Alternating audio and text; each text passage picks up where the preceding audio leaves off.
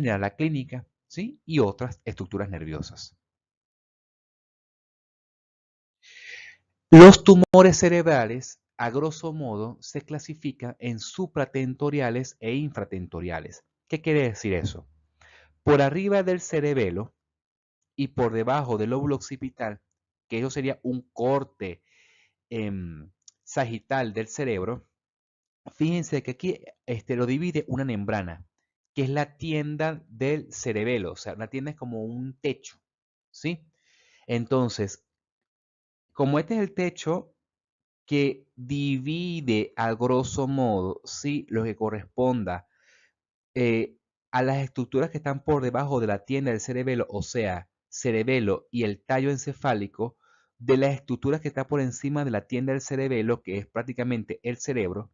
Y si aquí dividimos con una línea imaginaria, entonces los tumores supratentoriales le corresponde al cerebro y en parte al diencéfalo.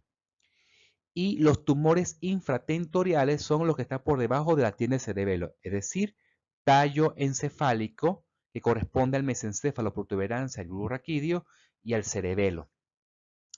Eso, a grosso modo, se clasifica los tumores cerebrales por su ubicación, porque la función del cerebro y del diencéfalo es distinta a la función del tallo encefálico y el cerebelo. 1. 2.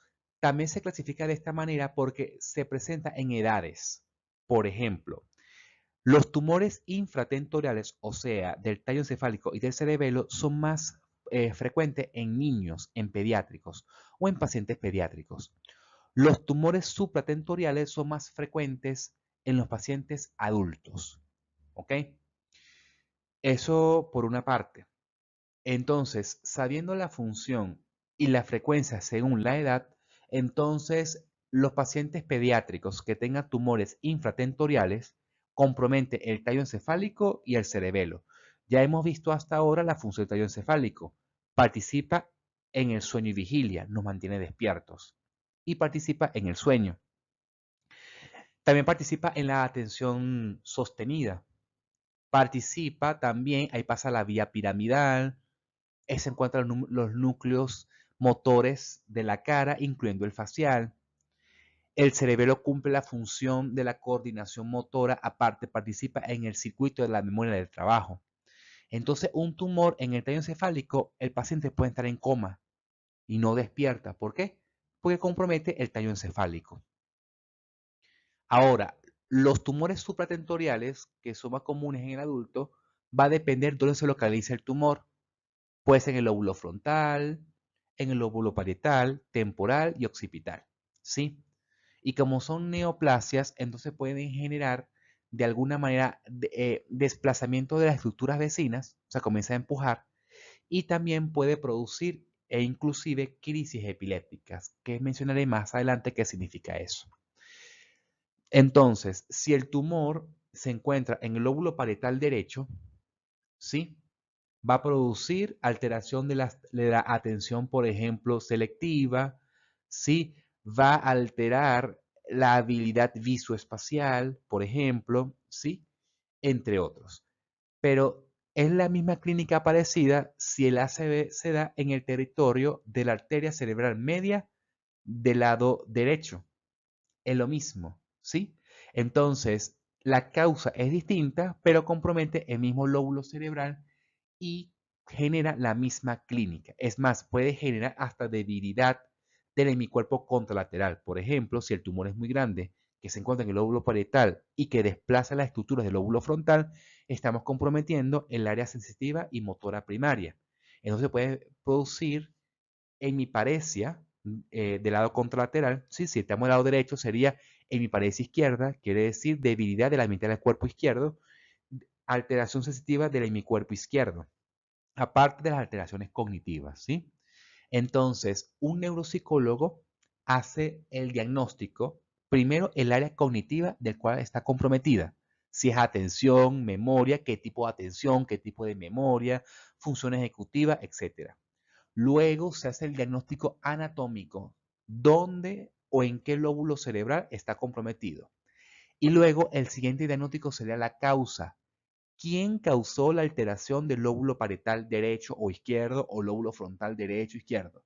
Lo generó un ACV, lo generó, por ejemplo, un tumor cerebral, lo generó, por ejemplo, un trastorno demencial, lo generó la esclerosis múltiple, una infección cerebral.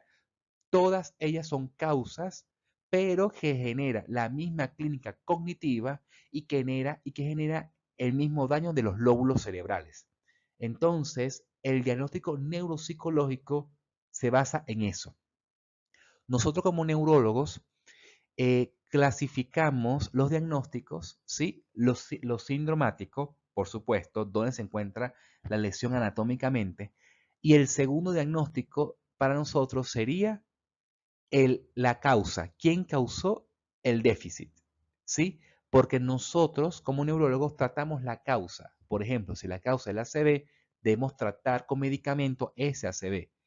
Si tenemos un tumor cerebral, entonces tratamos con medicamento el tumor cerebral y ahí neurocirugía aborda la parte quirúrgica. Si la causa es esclerosis múltiple, por ejemplo, que es desmielinización de la sustancia blanca localizada en algún punto, y recordemos que cada lóbulo cerebral se comunica a través de la sustancia blanca, entonces genera la clínica. Y nosotros tratamos, por ejemplo, como neurólogos, la esclerosis múltiple, ¿sí? Que es una patología autoinmune desmielinizante del sistema nervioso central. Desmielinizante porque recuerden que los axones están mielinizados y al no haber mielina, entonces los potenciales de acción se vuelven eh, lentos, ¿sí? Su propagación se vuelve lenta. Pero lo que corresponde acá al tumor cerebral, entonces, aquí dependemos de neurocirugía y el pronóstico, si el tumor es benigno o maligno. Un tumor maligno genera metástasis.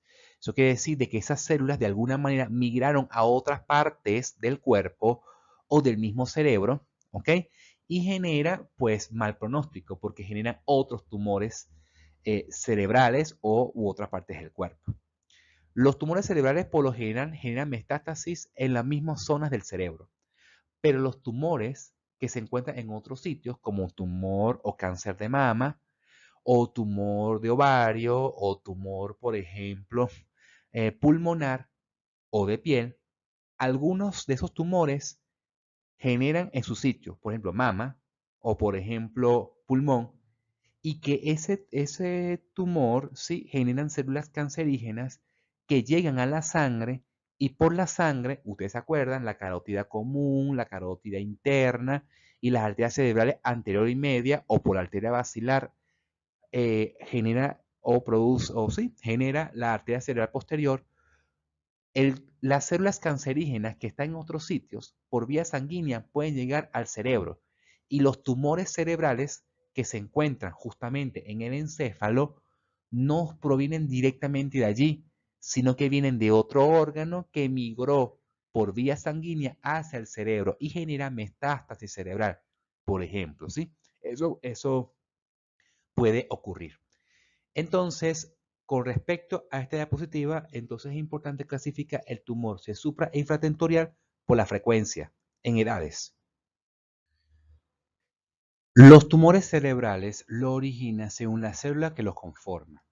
Por ejemplo, los meningiomas, que son los tumores cerebrales más frecuentes, lo originan, por ejemplo, las células que conforman el tejido de las meninges, ¿sí? Lo que envuelve a la estructura encefálica, por ejemplo. De segundo lugar, tenemos los glioblastomas, o sea, las células que generan los tumores cerebrales son de origen gliales. ¿Okay? De tercer lugar, tenemos los astrocitomas, o sea, los tumores cerebrales que generan las células de tipo astrocitos, y así sucesivamente. Todos estos tumores cerebrales son tumores primarios, eso quiere decir, los generó las células que se encuentran en el encéfalo. Pero resulta que existen tumores en otros sitios que no están en el encéfalo, por ejemplo, mama. Los cánceres de mama, esas células cancerígenas, ¿sí? Llegan a la sangre, pueden por vía sanguínea llegar al cerebro y generar lo que se llama metástasis cerebrales. O sea, que las metástasis cerebrales, los tumores no son primarios u originarios del cerebro, sino que lo generaron en otro sitio fuera del cerebro o el encéfalo y que migraron a través de la sangre y llegaron al cerebro, ¿sí? Entonces, ¿cuáles son los tumores que generan metástasis hacia el cerebro? De primer lugar está el cáncer de mama, de segundo lugar los cánceres a nivel pulmonar y de tercer lugar los cánceres de piel, específicamente los melanomas, ¿sí? Son los tumores que se generan fuera del cerebro, ¿sí? Y que las células cancerígenas llegan a la sangre, migran hacia el cerebro y generan el tumor cerebral o encefálico, porque son tumores múltiples, ¿sí? Que eso es lo que caracteriza a las metástasis.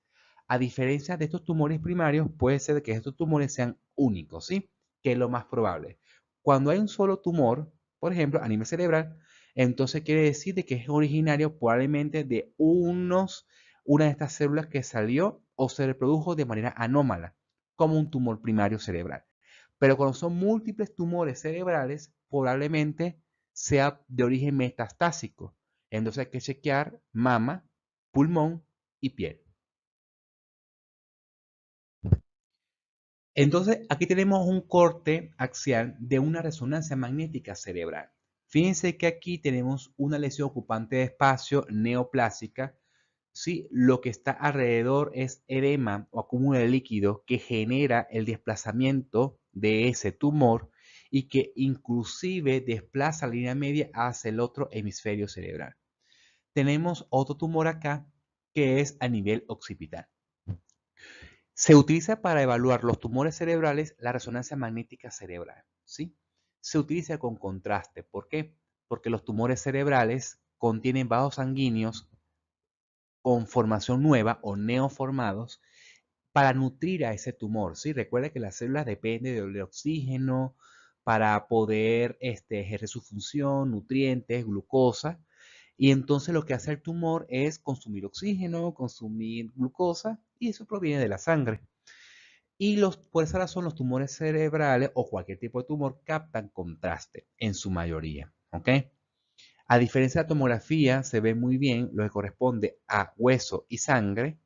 La resonancia se ve muy bien lo que corresponde a las estructuras internas del cerebro, que involucra lo que corresponde a tumores cerebrales, por ejemplo.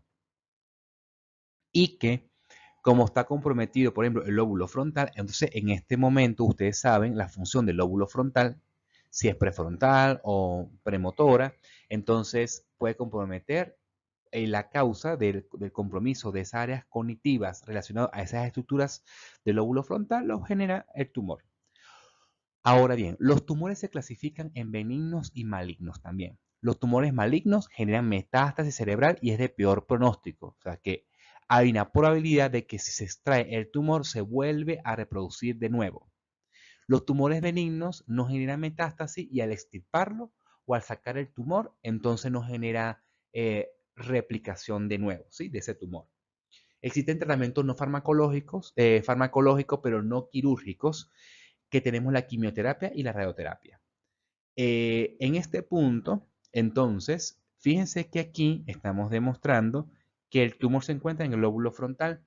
Entonces, los diagnósticos neuropsicológicos, en primer lugar, está el área cognitiva comprometida, mediante el test neuropsicológico del lóbulo frontal, por ejemplo, específicamente prefrontal o área motora, premotora. Luego viene el diagnóstico anatómico. ¿En qué lóbulo cerebral está afectado? Por ejemplo, en este caso sería el lóbulo frontal o el lóbulo occipital. El tercer diagnóstico sería la causa. Entonces, ¿quién lo causó? Un tumor cerebral, un ACV, una infección, ¿sí? Entonces, porque la recuperación de esa área depende si es un ACV o es un tumor. El ejemplo del lóbulo parietal derecho. El diagnóstico cognitivo puede ser alteración de la atención selectiva, alteración de la habilidad visoespacial, por ejemplo, ¿sí? ¿Qué lóbulo afectó o qué está afectado según los test neuropsicológicos que se evaluó?